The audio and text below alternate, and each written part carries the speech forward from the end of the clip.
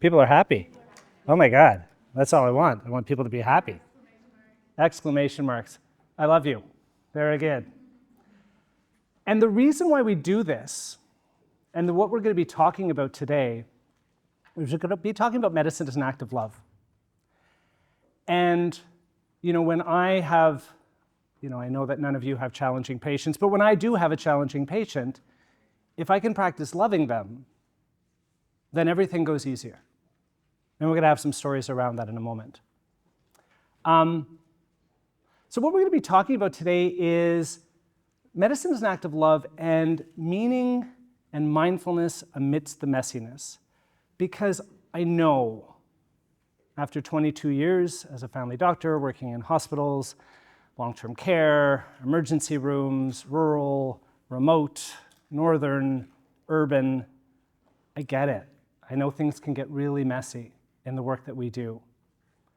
And really the key is, how do we find a sense of meaning and purpose and privilege and blessing amidst all of this challenge? So that's what we're going to be talking about today. And as it's a big topic.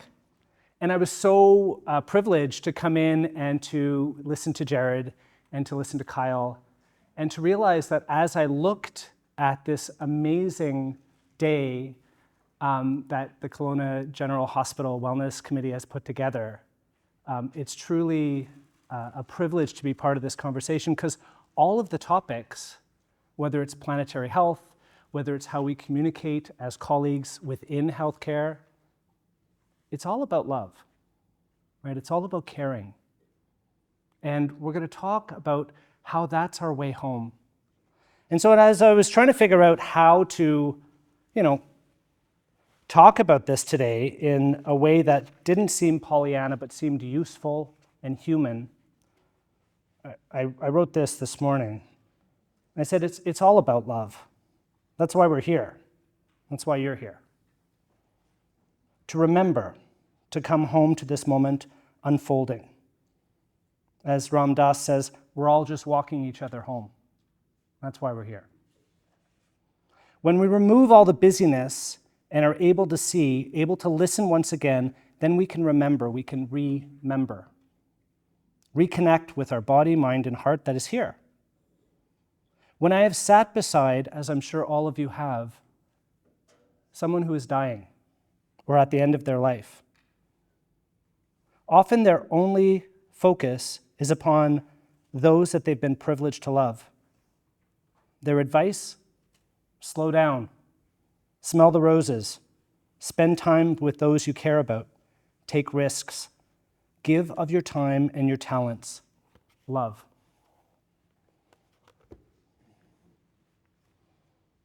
Whoops. Let's go back here. So when I have a chance as a medical leader here in BC to give talks on the state of medicine, this is often a cartoon that I'll use, in that sometimes it feels that in our efforts to transform a system that is a little messy, it feels like we're a deck chair rearrangement working group on the sinking Titanic. That we're moving things around, but not necessarily looking at the real crux of the problem and why this is such a messy time to be in healthcare. And so right off the bat, I'm going to propose this premise that somehow we've learned in our culture of healthcare this beautiful, well-meaning term called patient-centered care. And what happens to you within a culture of patient-centered care? So let's be clear. I mean, this is being recorded, so let's be clear. Patient-centered care is important, but person-centered care includes you, includes our administrators, includes our allied healthcare workers who are suffering right now. And so to turn the pyramid or the triangle in its proper orientation, we recognize that caring for ourselves is the foundation of how we are able to sustainably, effectively care for others, whether that's your kids, your partner, your patient, your colleague. So that it allows us to care for others, that's how we together, very much as Kyle was speaking to, that's how we care for our healthcare system, that's how we care for our hospital, that's how we care for our planet. This is a piece of art that came out during the pandemic, and it really spoke to me. And I think it really represents some of this culture of patient-centered care, whereas that we sacrifice ourselves to meet this goal. And that's not necessary. That just means that we're in this place where we have it reversed. We think that we have to be exhausted, we have to work for 48 hours without sleep, we have to go to work whether we have a flu or a cold, because it's about our patients. And while that might seem on the surface as admirable, it leads to a lot of suffering, and it actually leads to the breakdown of the healthcare system, which we're going to discuss. 58 to 64% of nurses, family physicians, specialist physicians describe their work life as highly stressful. In the study that looked at this, basically what it looked at was that highly stressful was defined as the inability to even step back and say, this is what I want for my life. This is what is meaningful. This is what is most important to me. 42% of Canadian physicians screen positive for depression. 21% of us experience high anxiety. The suicide rate in male physicians is twice the national average. It's 3 times the national average in female physicians. 46%, according to the latest CMA Physician Wellness Survey, 46% of us in Canada meet the criteria for burnout, no matter what stripe of physician we might wear. 60% of nurses meet the criteria for burnout. 74% of nurses feel emotionally exhausted, and 52% rate high levels of depersonalization. The average rate of burnout in social work is 50%. And I know that these are somber statistics. And I know that they're difficult to hear, just as some of what Kyle was speaking to is difficult to hear. But that's the platform of compassion.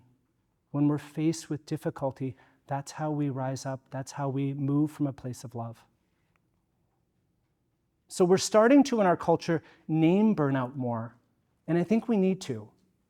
And not in a way that normalizes it or makes it okay. It's not about I'm burnt out, you're burnt out, we're all burnt out, it's fine. It's not fine. And I think it's when we collectively and individually say it's not fine, it's not okay, that it gives us the impetus to do something about it, personally and collectively. Not from a place of fear, but from a place of caring. Burnout is described as a syndrome of emotional exhaustion involving the development of negative self-concepts, negative job attitudes, and a loss of concern and feeling for patients. There's a Maslow burnout inventory that you can access online that looks at these three areas. We've done research on burnout in healthcare and in the military and in education systems. We know that in healthcare, it's about work overload, chaotic environments, time pressures, information overload. It's about a loss of control. And I really appreciated what Kyle was saying with regards to planetary health, that sometimes what mires us in inertia is feeling like we don't have any say or any influence, which is just not true. Insufficient reward, not just financial, but the reward of making a human connection, or of helping another, or of being part of a community. Breakdown of community is a huge predictor of burnout. And I love that we're coming together online and in person to have this conversation. That's what creates community. I feel very privileged as a fellow physician and human being and meditation facilitator to be able to hold retreats for physicians and other healthcare professionals where we sit in a circle, mostly silent, and yet the intimacy and the sense of common humanity that develops in those short 5 days is incredible and life-changing. So when we cultivate community, we all thrive. absence of fairness, conflicting values, and one that we're going to focus on particularly today in this talk is a loss of meaning.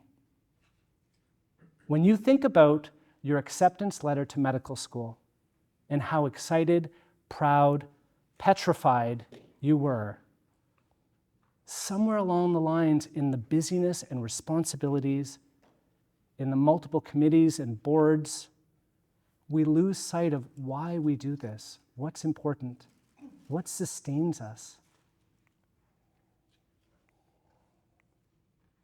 We've studied the neurobiology of burnout. It shows an enlarged amygdala on an MRI. It shows reduced levels of neurotransmitters globally. It shows the thinning of the prefrontal cortex, impairment of memory and attention. And for a neuroscientist who's experienced at looking at these images, the brain looks exactly like trauma. It looks like PTSD. And this is useful because as we're working with people who meet these criteria for burnout, we're realizing that we have to meet them the same way we would meet somebody who's experienced serious trauma. You know, in some perverted way that we could justify this because we're in a patient care model, patient-centered care.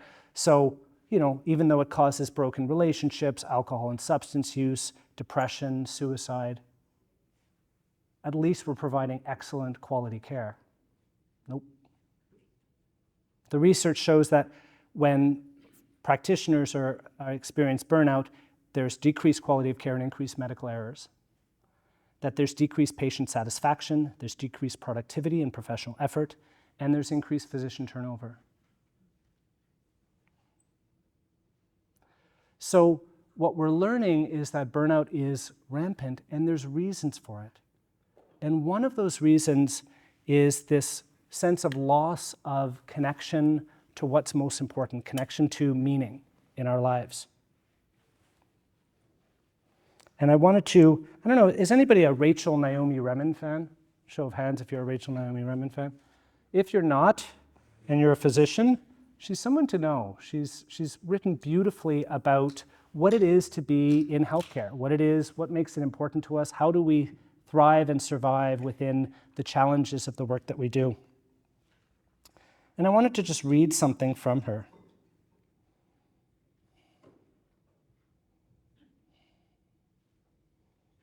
Here it is. It's from a bigger book called Kitchen Table Wisdom, if you have a chance to read it. And she writes, "One of the most common experiences in the practice of medicine is the experience of loss and disappointment. Physicians typically experience many disappointments every week, from the small nudge of the lab test revealing that a medication is not effective to the blow of a patient dying. It's a great deal for any caring person to handle, yet most of this loss remains unacknowledged and ungrieved." She writes, "I teach a course now at the local medical school to the first and second year students. In one of the evening seminars, we explore our attitudes towards loss, uncover some of the beliefs about loss we've inherited from our families, identify our habitual strategies for dealing with loss, and examine what we do instead of grieving. This is often a rich and deeply moving experience which allows students to know themselves and each other in different ways.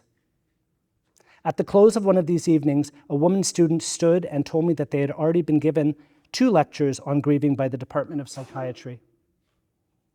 I had not known this, and I apologized, saying that maybe it was better to choose another topic for the evening's discussion. "Oh no," the student said. "It was different. They taught us grief theory and how to recognize when our patients are grieving a loss, and to be respectful of that. They just didn't say that we would have anything to grieve."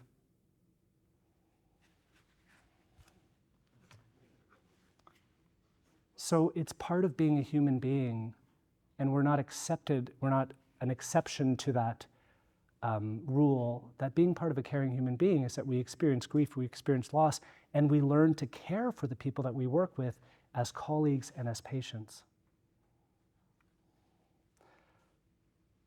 This is a familiar narrative for many of us, that you're walking along some beautiful trail in Jasper National Park and you come across a grizzly bear.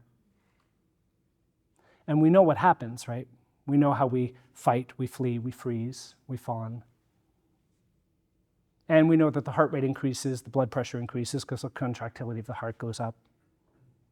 We know that the respiratory rate increases as we're trying to get more oxygen to our skeletal muscles so that we can fight or flee. We know digestion is suppressed, immunity is suppressed. You're relatively immunosuppressed in the moment of a grizzly bear. We know that the brain changes, that blood leaves the frontal prefrontal cortex, and the amygdala, the smoke alarm of the brain, and the hindbrain, where we're reflexive and reactive, lights up. We gain more resources to react. And the emotion that we experience when faced with a grizzly bear? Anyone? Say it aloud. Fear, yeah. Fear gets a bad rap. Fear is a really important and useful emotion when you're faced with a grizzly bear. The interesting thing, though, is our sympathetic nervous system responds and reacts to the perception and belief of threat the exact same way that it responds to real threat. So when we're talking about planetary health and anxiety related to that, we can feel that, right? Those words that came up in that word cloud of sadness and despair and fear. And when we inhabit those places in the reactive way that we're wired to do, our blood pressure goes up. We don't sleep very well when there's a grizzly bear in the room. We feel anxious. We feel sad. We feel scared. We're not digesting very well. We're immunosuppressed.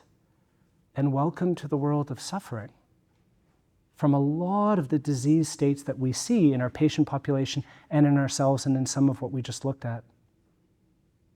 And so what the premise is here is that the way back and the way to heal is through love. Is that there's ways of bypassing this ingrained, wired-in sympathetic nervous system that is adapted for threat and fear.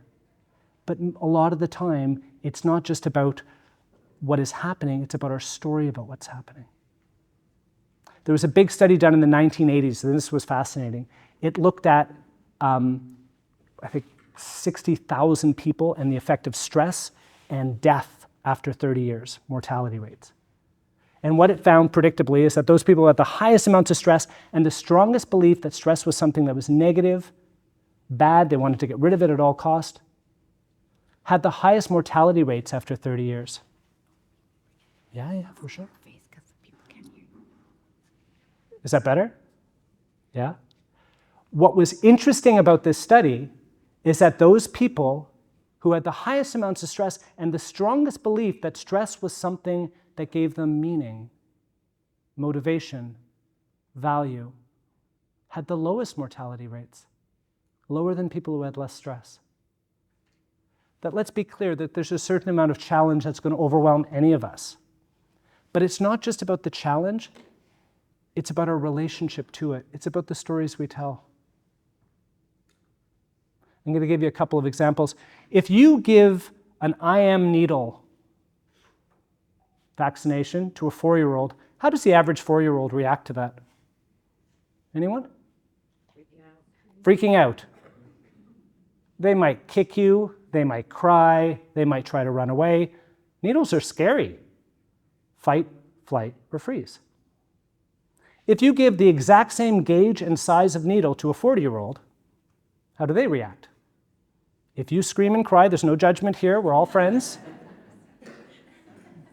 But often our relationship to that needle is different, correct? Alex Honnold, famous rock climber who climbed El Capitan in Yosemite National Park. Climbers, very skilled, well-trained climbers have climbed El Capitan. Usually takes a group of climbers several days, because it's multiple pitches, to reach the top.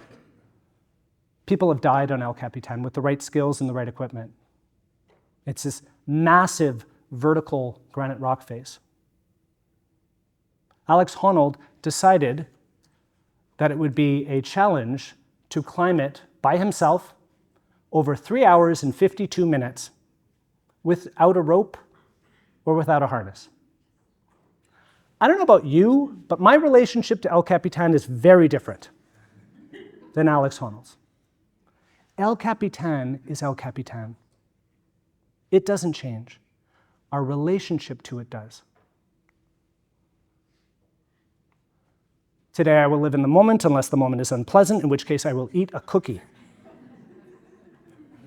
We have all kinds of creative, beautiful, tragic ways of fleeing and numbing from what's actually here. And I think as all of us have lived and experienced enough, especially in the wisdom tradition that is being a physician, that's not how we heal. We don't heal by turning away. We don't heal by numbing out.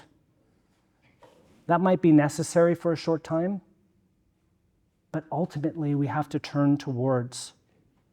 We have to create a clearing in the dense forest of our life in order to feel our feelings, in order to recognize that there's someone out there that's suffering as well, in order to come together, in order to take care of ourselves. This is a busy slide, but I think it's so useful. This is you. You're in the center here.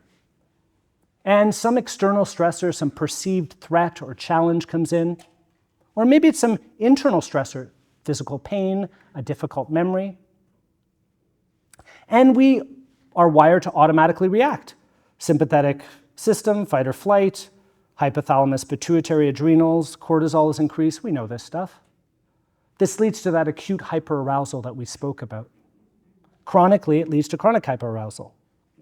Aches and pains, asthma, heart disease, immune dysfunction, digestive disturbance, anxiety, depression, insomnia. This leads to maladaptive coping, denial, overeating, overworking. There's also overworking. Hyperactivity, isolation. This can lead to substance misuse. This can lead to physiological and psychological breakdown. That's too common in our society and way too common in our profession. Even if the stressor's the same, with some practice, if we can create a little bit of a pause, right? And I love that when Jared was talking about how we communicate with each other as colleagues, sometimes when we're dysregulated and tired and exhausted, and maybe there's some personal stuff going on as well, and we come to that collegial conversation, it's easy to just react. We're scared, we're tired, pissed off.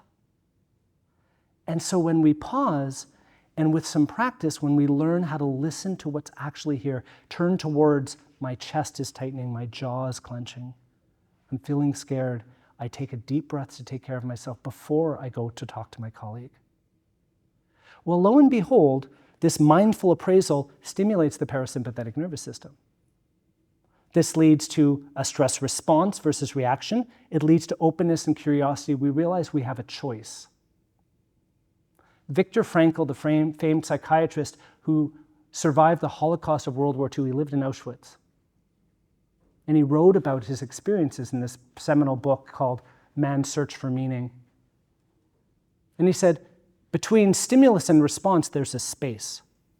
In that space lies our power to choose our response, and with this response lies our growth and our freedom. We have more agency than we think we do, of how we take care of ourselves, of how we attend to our families, of how we face big issues like system complications in healthcare, like this difficult patient, like this difficult colleague, whatever it might be. And lo and behold, that leads to adaptive and healthy coping. The stressor's the same, the needle's the same, El Capitan's the same, the difficult conversation with the colleague's the same. But we see new possibilities. Our frontal cortex is online. Mental and physical health, robust immune system, pro-social and nurturing behavior, resilience, not because the stressors change, but because you have.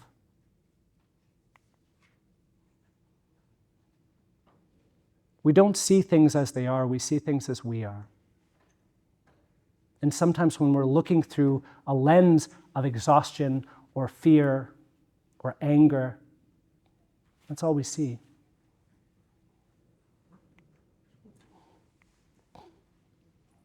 I don't know if any of you have heard of this thing. It's pretty new. It's called mindfulness. It's It's a brand new phenomenon. If you haven't heard about it, you might. And I feel really privileged to work with this set of skills. That's, thousands of years old, this ancient practice, part of so many spiritual and religious traditions and wisdom traditions, and yet so modern in the research and neuroscience that supports it. And there's mindfulness in schools, and there's mindfulness in sports showing improved athletic performance, and there's mindfulness in medicine and the study of happiness and what happens in our brain. There's an American Mindfulness Research Association and lots of research around that. There's mindful knitting, there's mindful running, there's mindful art crafts, there's mindful everything these days, isn't there? And yet what I'm going to propose for our purpose of our discussion is that mindfulness is this opportunity to pause, to create space so that choice can arise. And we can respond to any given set of circumstances, maybe with compassion, maybe with presence, maybe with care. Mindfulness asks a very simple but not a very easy question. And so I'm going to ask you right now, why not? What's here right now? It's not a trick question, and all answers are right. But I want you to notice how your physician mind goes like, what's the right answer here? I need to come up with something really witty. What's here right now?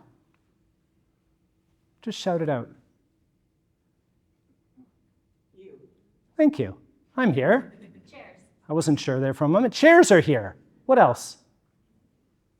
Delicious lunch. Delicious lunch. And maybe there's some remnant taste that we still have, or that kind of satiation, or maybe there's a thought. I should have had a donut. Why didn't I have a donut? I wanted to have a donut. So there's thoughts that are here, there's color, there's texture, there's people that we recognize or don't recognize. There's this speaker that's talking about something that's delicious and awkward at the same time. Love. So what mindfulness is simply asking us to be here now with what's here now. It's not about manufacturing a certain state of joy or peace or absence of hard feelings or challenges. It's interfering less and less with what's actually here. So I'm going to invite you to do a short practice right now. So put down your pens if you have them. Close your computers if they're open. And I'm going to invite you to practice what some of you might be familiar with, which is called 5, 4, 3, 2, 1. Great one to teach your kids. So I'm just going to invite you to take a deep breath in whatever way is useful for you.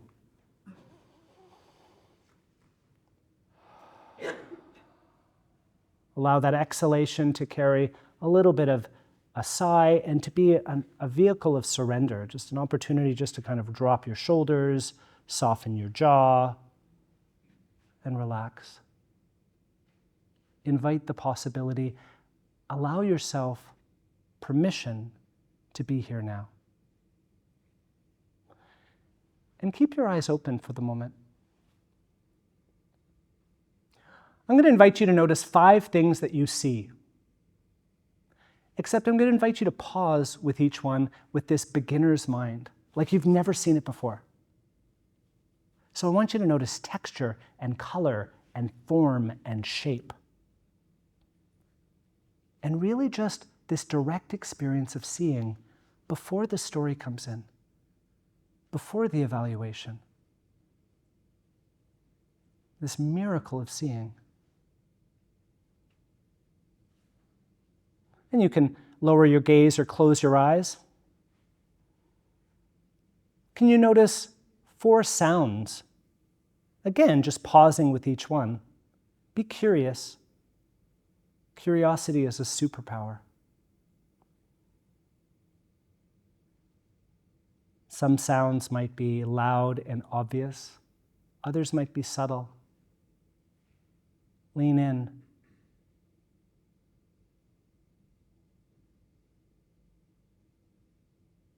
Can you notice 3 sensations?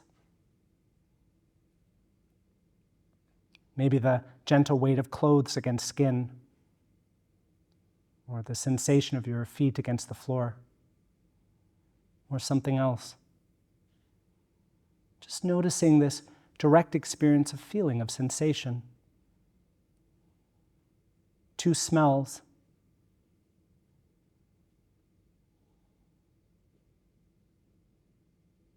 One taste.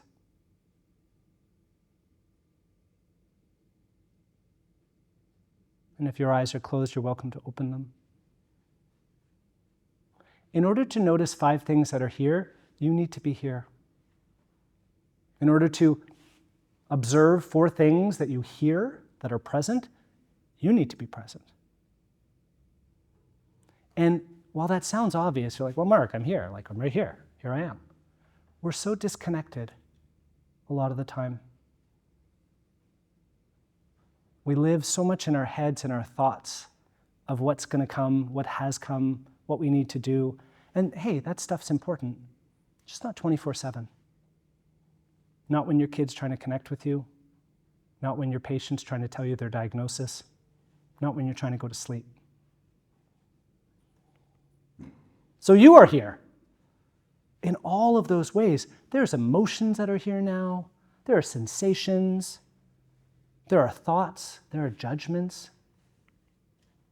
So mindfulness is about connection on 3 levels. Because the busyness of our profession and of our lives, because there's so many creative ways of numbing and fleeing from what's actually here, we can easily become disconnected from ourselves. So mindfulness invites us to reconnect with ourselves, to actually notice what's here, to notice I'm sad, I'm angry, I'm scared, I'm joyful, I'm tired, I've had to pee for an hour and a half in my clinic and I didn't even know. I'm sure nobody else has had that experience. I'm hungry. I miss my family, whatever it is.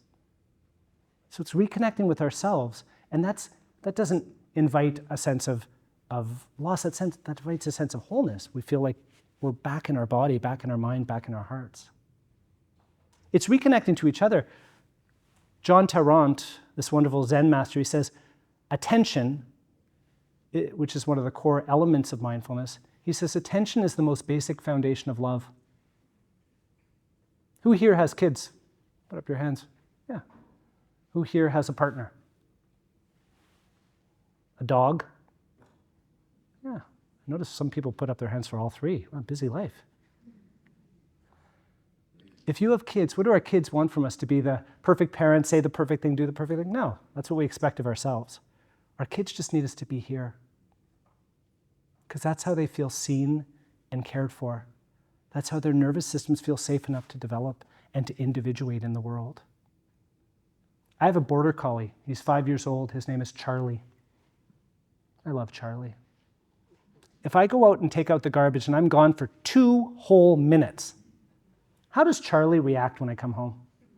Any guesses? Oh my God, like, you're back. This is so exciting. I'm so happy to see you. His tail's wagging. He knows he shouldn't jump, but he's still jumping anyways. Because Charlie's nervous system knows that as soon as I gaze at him, as soon as I say his name, as soon as I touch him, he feels love. His nervous system calms down. Attention is the most basic foundation of love. And its connection to this moment. Everything's here. Everything. Connection, healing, peace, joy, all of the things that we seek for there are actually here, waiting for you.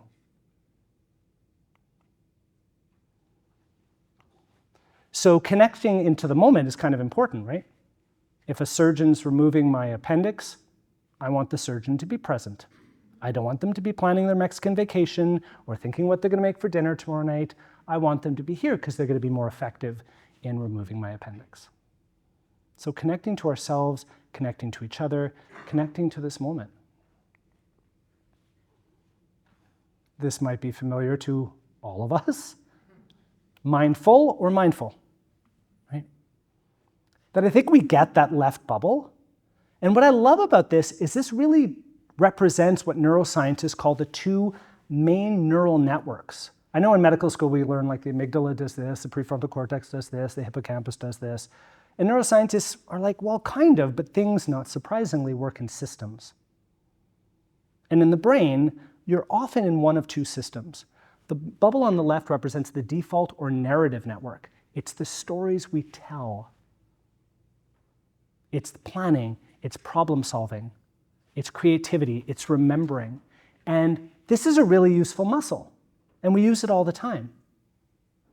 And we default into that muscle. The second one, the one that the dog is using, is called the direct experience muscle, separate anatomic parts of the brain that allow us to be here with whatever it is, this patient, this crisis in our family, this blessing and gratitude.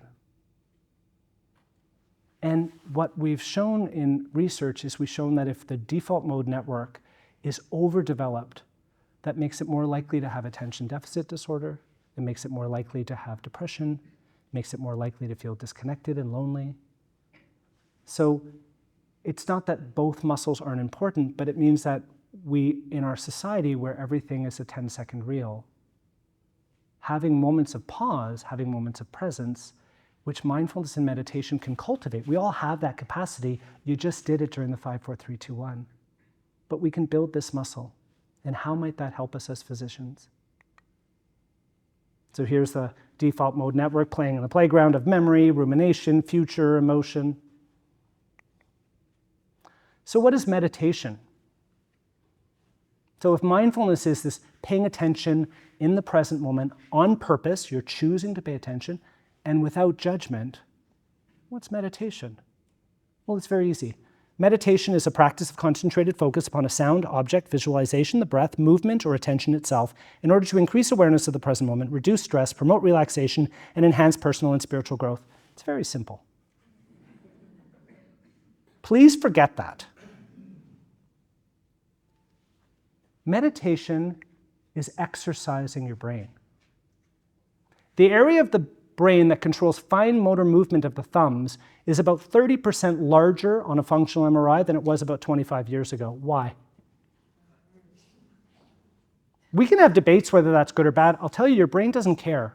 Neurons that fire together wire together. We create more neurosynaptic connections, we grow the gray matter, and we can measure it. The area of the brain that controls fine motor movement of the fingers is larger in violin players than people who don't play violin. The area of the brain that controls visual spatial orientation is larger in taxi drivers than people who don't drive cab. If I practice worry, I don't need anything to worry about. My brain will find something to worry about. If I practice anger, I rock anger. If I practice attention, concentration, non-judgment, compassion, acceptance, beginner's mind, I cultivate them not because they're better. Your brain doesn't care. Simply because I practice them. That's what meditation is. And in the old Pali language, a very ancient language from South Asia, there's this beautiful expression that I love. It's called ehipasako. And it loosely translates to, come and see for yourself. Don't take my word for it. This is the great Zen master Suzuki Roshi, who wrote this wonderful quote that's my actual favorite quote. And he said, the most important thing is to remember the most important thing. I'll tell you, after having done a lot of palliative care in my life, after having done a lot of work with people, having made, things become really clear at the end. The most important thing, clear as crystal. So the invitation is to remember what's meaningful to you now. There was a study, some of you know this study, on stage 4 lung cancer. It was in the New England Journal of Medicine in 2010, and it looked at a cohort of people with stage 4 lung cancer who were given palliative care in the last weeks of their life. And the other cohort was given palliative care at diagnosis. And as we know, palliative care, is about comfort and dignity, but it also asks questions of meaning, like what's most important to you? What's a good day? Who do you want around you in this last phase of your life? And when palliative care was having these conversations earlier on, people were happier, they had less pain, they used less medication and intervention, and their mean lifespan went from 8.5 months to 13 months. Simply by talking about and leaning into meaning, dignity. Here's Viktor Frankl. We talked about him. And Viktor Frankl wrote this book, Man's Search for Meaning. It's a beautiful read. And through what he experienced of people who found meaning in the face of atrocity actually often survived more likely. Often there was a choice in the concentration camps. People would tell jokes to lighten the mood, would share their meager amount of food with someone who had less, would share a blanket with someone who was ailing. That in the midst of such horror, there was a choice for generosity, kindness, even humor. And so Viktor Frankl, who lost his mother, his father, his wife, and his brother in the concentration camps, he came out and he wrote this book and he said, from what he understands, and there was a whole type of therapy called logotherapy that was developed from this. He said, from his understanding, what causes us suffering is a loss of meaning. And he said, from what he understands is we get meaning from 3 places. Listen to these carefully. He said the first place we get meaning from as human beings is purposeful work.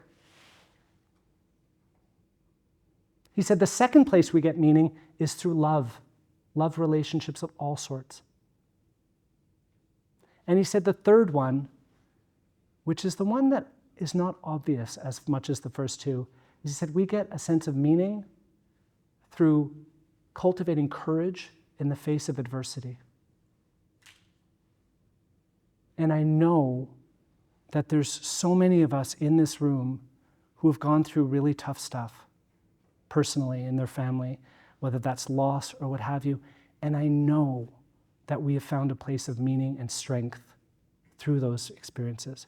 It's not that we would wish it upon ourselves or upon anybody, but it means it's part of being human. Right? Stuff happens. And so when we can find a sense of courage and meaning within the adversity, we thrive.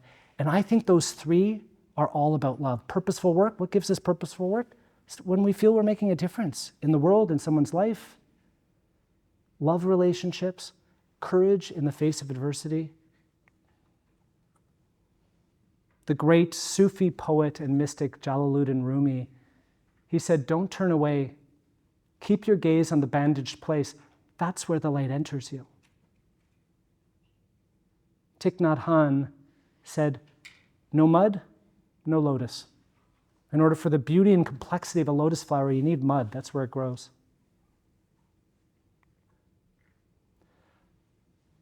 We are so privileged in the work that we do to experience all 3 sources of meaning. Purposeful work, hello. Love and care, courage in the face of adversity. There's ample opportunity to relate to some of the challenges with a deep sense of meaning and purpose. And it's important to understand the difference between these 2 words. That empathy is the ability to take the perspective of and feel the emotions of another person, and it's really the result of what we call mirror neurons in our system. That we feel other people's feelings as if they're our own. Compassion is different. So what is often deemed in our profession and other professions as compassion fatigue is actually empathy distress. While it's very human to feel empathy when somebody else is suffering, when you're seeing 24 people who are suffering in a day or more and hearing those stories and experience it, it's easy to experience empathic distress. Compassion is different. Compassion is the concern to enhance the welfare of another who suffers or is in need. It's a verb, it's an action, it's an ability to care. Dr. Francis Peabody, senior internal medicine fellow in the States, in 1927 wrote in JAMA, One of the essential qualities of the clinician is interest in humanity, for the secret of the care of the patient is in caring for the patient. And as we care for the patient, we thrive. It doesn't burn us out. I feel so privileged having done family medicine now for 23 going on years. I recently attended a MAID procedure for a patient of mine who I had known all through 23 years. She was 91. And she was extremely frail, completely dependent. And she had been talking about MAID, but it was really hard for her kids, so she, delayed it. And then she had a hospital admission, a health crisis. And when she came out, she's very cognitively intact. She said, no, I'm done. And she was at such peace with it. And I remember her saying to me, when I talked to her just before she left, she said, Mark, I love you. And I recognized at that moment there was such a privilege to have such an intimate relationship with this human being through all of her ups and downs and her challenges and her family and all of it through all those years. And no matter what your line of work is,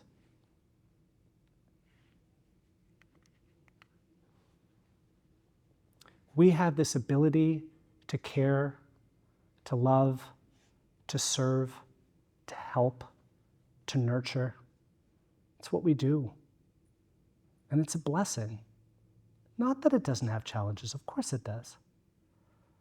But I guess the premise is that if we could remember the most important thing, if we can take our pauses in the midst of the busyness, it helps us to not just sustain, but to thrive. Anybody know this guy, Avedis Donabedian? He's the father of quality improvement. So he was the first one that came up with QI, which I know a lot of us are involved with. And I love what he says, right? He says even at a systems level, when we're creating real change, he said doctors and nurses are stewards of something precious. Ultimately, the secret of quality is love. You have to love your patient, you have to love your profession, you have to love your God. If you have love, you can then work backward to monitor and improve the system. That's what QI is about. It's about caring to make a difference. And those of us who are involved in QI work, we know it's so fulfilling because you actually move the needle.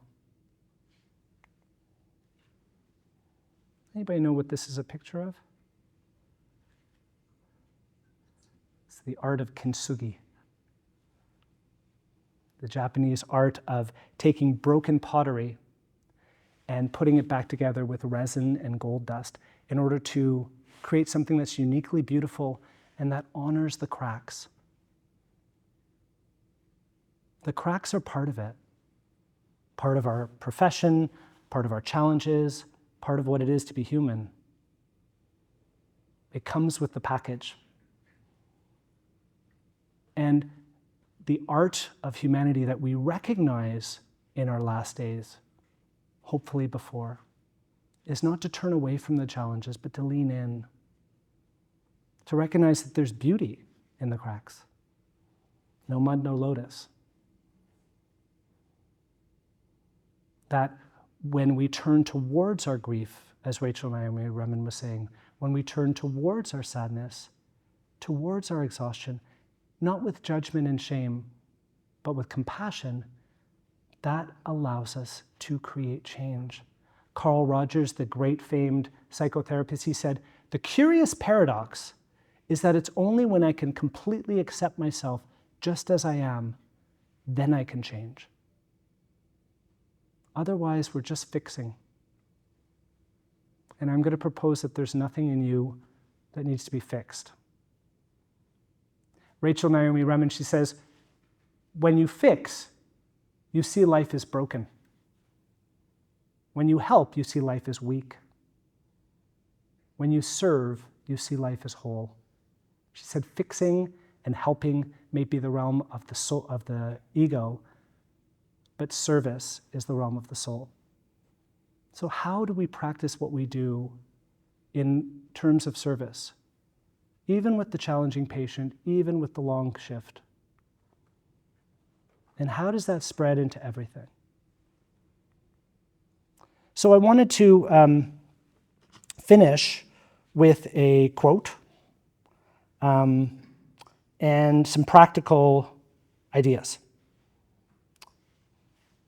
This is a poem by Derek Tasker, and I love it, and I think it really appeals to us as physicians. He says, I wonder what would happen if I treated everyone like I was in love with them, whether I like them or not, and whether they respond or not.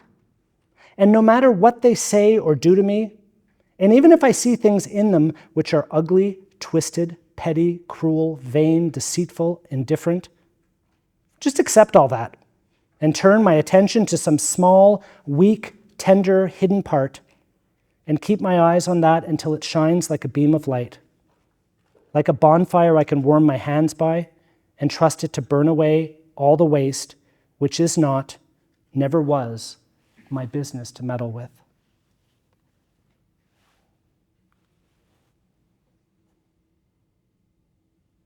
Consider practicing mindfulness in whatever way that you frame that for yourself. Meditation, I think, can be a transformative practice to allow ourselves to exercise our mind towards this faculty of being more present and to remember the pause, particularly when things get tough. Remember the most important thing, whatever that is for you. But for a lot of us, it's love. It's the relationships that matter, including our relationships with each other in this grand, big amusement park ride called medicine. It's our relationship with patients. Keep it human, and I really appreciated what Jared was talking about, collegiality. And one of the things that we often talk about when I do workshops or retreats is when you're talking to a colleague, whether you know them well or not, use their first name. Dr. Schmidt, I have a 63-year-old that I'm admitting from the emergency room. I'm sorry to bother you right now. Versus David. Hi, David. It's Mark. Thanks for taking my call. I wanted to talk to you about something I'm concerned about. Changes the game. We're humans on the same team, trying to do the same thing. Yeah, we might be busy, we might be exhausted, but as Jared was pointing out in a beautiful presentation, it matters. No mud, no lotus. Remember that your challenges are your opportunities if you turn towards them. All of us will recoil and numb out sometimes, but make sure that it's not habitually. Learn how to lean into those challenges in order to create meaning and connection with others. The only way that we feel intimate with ourselves or anybody else is through authenticity and vulnerability. There's no other way. Have an attitude of gratitude. No matter how crappy your shift or your day or your month or your year might seem, I guarantee there have been thousands of blessings. Disconnect to reconnect. These things are amazing, but they also separate us. They take us out of the moment. There's a million ways that I can flee and numb using these devices. And we do, and then we remember to reconnect. But it's the human relationships in person to make time for that matter. See each and every human interaction as an opportunity to serve and to learn. Everyone. No matter the patient you've known forever or the person that's coming into your emergency room that you've never met before. What if we frame this as an opportunity to serve and to learn, to grow and to love? How might that just change everything?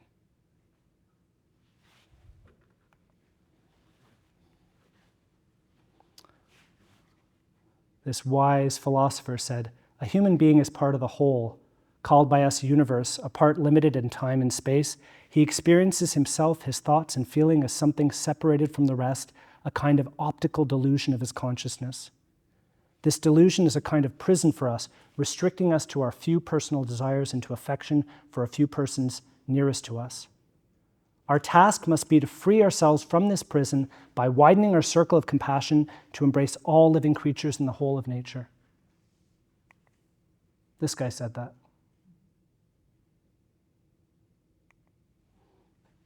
If you're interested in exploring some of these skills and practices more, check out the website. It's such a privilege, and I feel so grateful. It's the most precious part of what I do, and what I get to do is to sit in circle and to have real conversations with other physicians about what it is to be a physician, what are the challenges, what are the blessings, what are the opportunities. I welcome you if you're able to come. Thank you, everybody, for your attention.